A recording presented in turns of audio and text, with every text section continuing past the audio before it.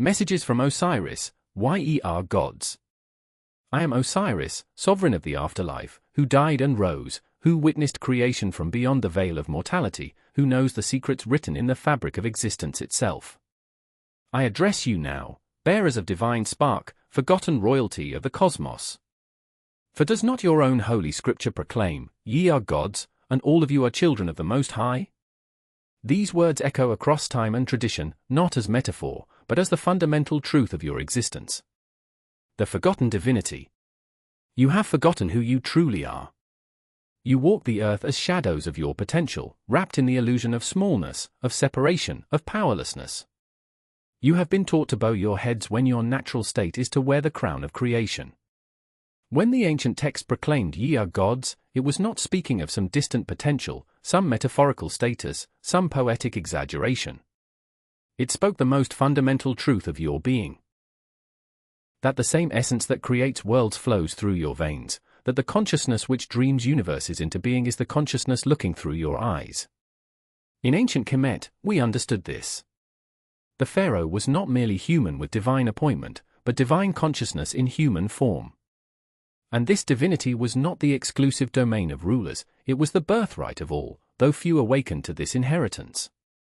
The scripture continues, but ye shall die like men. This is not contradiction but consequence. For when you forget your divine nature, you subject yourself to the limitations of mere mortality. When you believe yourself separate from the source of all life, you experience that separation as death. The evidence of your divinity. Consider the evidence of your own divine nature. You create worlds with your imagination. With thought alone, you conjure visions that have never existed, bringing forth new realities from the void of possibility. Is this not the power of a god? You transform matter with your will.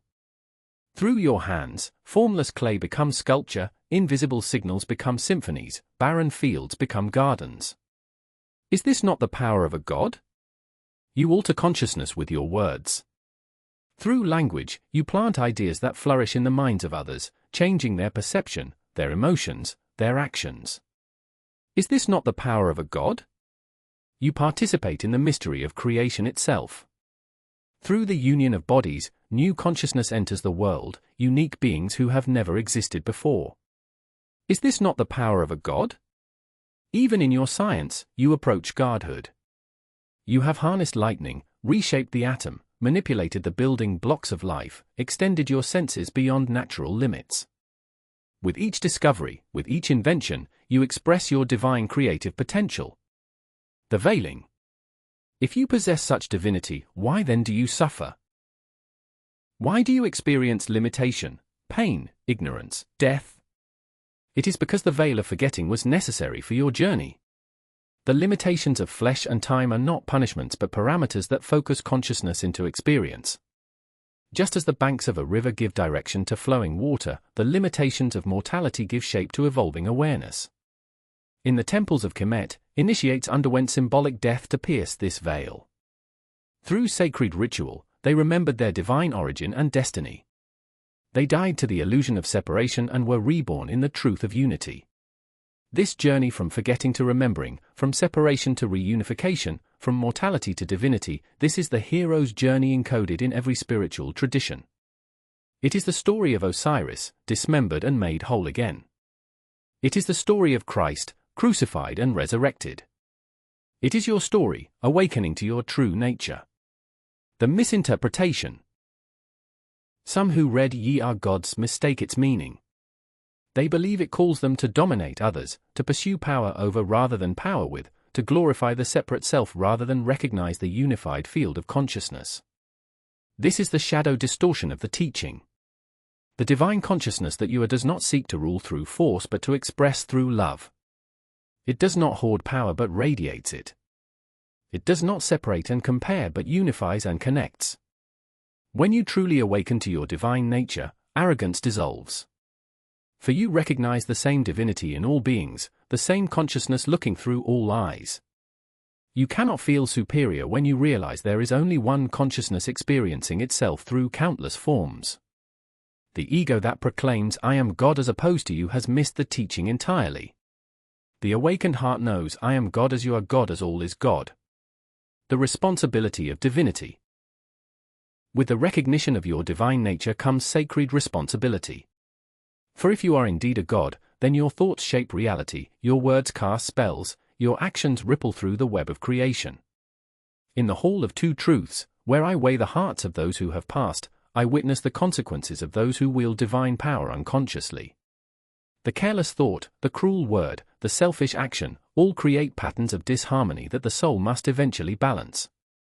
To know yourself as divine is to take responsibility for your creative power. It is to recognize that your consciousness is the primary technology through which you shape your experience of reality. This is why the ancient traditions emphasized purification of thought, speech, and action. Not as arbitrary moral codes, but as recognition that consciousness creates, that you are always using your divine power whether you realize it or not. The path of remembrance. How then do you awaken to the truth that ye are gods?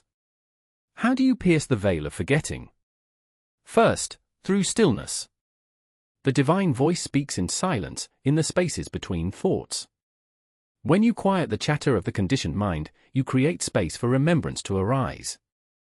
In meditation, in contemplation, in communion with nature, these are the thresholds where the veil thins. Second, through sovereignty.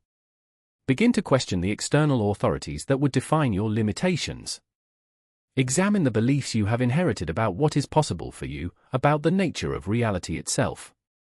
The divine cannot awaken within you while you have outsourced your power to external sources.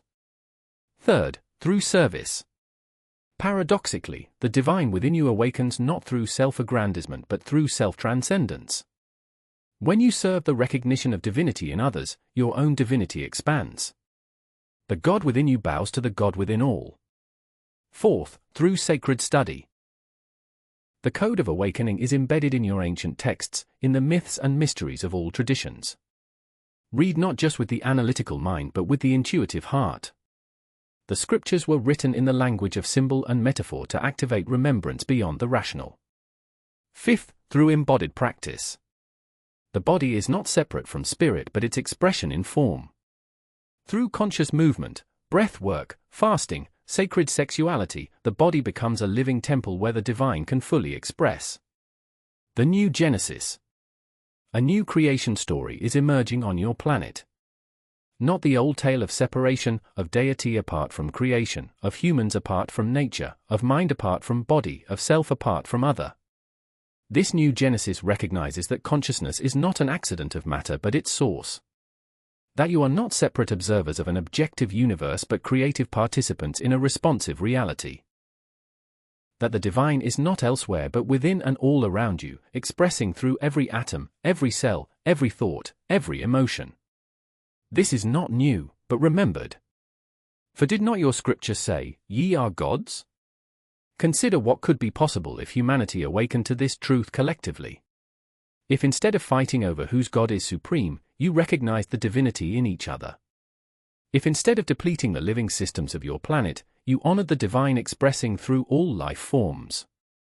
If instead of seeking validation from external authority, you embodied the authority of your divine nature. This awakening is not some distant utopian vision. It begins with you, now, in this moment of reading these words. For as you contemplate the possibility of your own divinity, something stirs within you, an ancient remembrance, a knowing beyond knowledge, a resonance with truth. The invitation. I, Osiris, who died to form and rose in consciousness, extend this invitation. Live for one day as if ye are gods were literally true. Observe your thoughts as divine creative forces. Speak your words as sacred incantations. Perform your actions as cosmic ceremonies. Treat each being you encounter as divinity in disguise. See what shifts in your experience. Notice what opens in your perception. Feel what expands in your heart.